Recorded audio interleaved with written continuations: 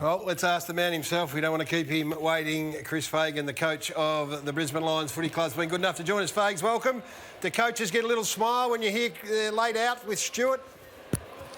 Oh, yeah, he's a good out, isn't he? He's a fantastic player, but they're a pretty formidable unit down here, Geelong, so we're not getting too excited. How are you feeling, Fags? How do you assess the first 3 weeks of the year? Obviously, a huge win last week against North Melbourne.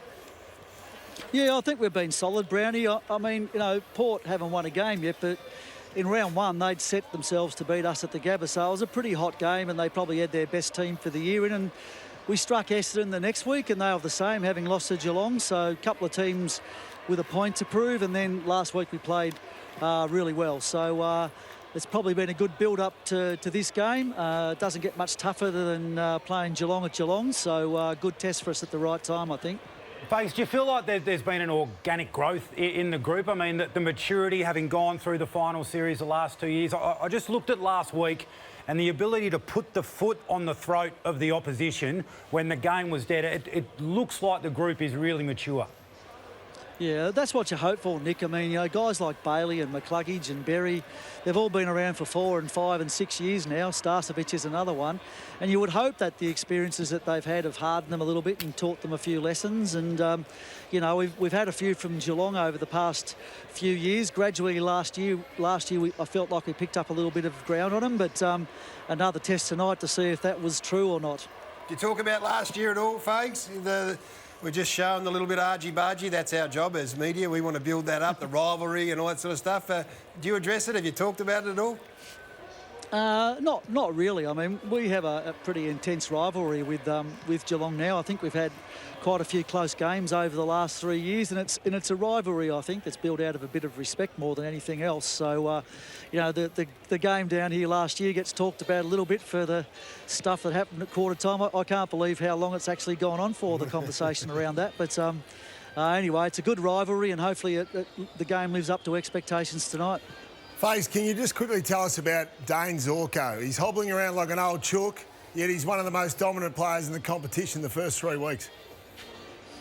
Yeah, so Brownie, he's just got a bit of scar tissue around some surgery that he had across the pre-season. It's not something that stops him from playing, and each week he recovers a little bit better from the games that he plays, and the medical advice is it's best to keep him going rather than to stop. So we're taking the medical advice. So far it's been so good.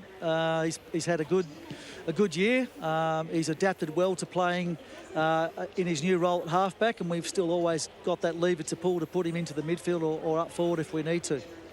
Fags, we have a bit of fun with the to tag or not to tag question. We scratch our head at times when we see players running around like Lachie Neale and having 40.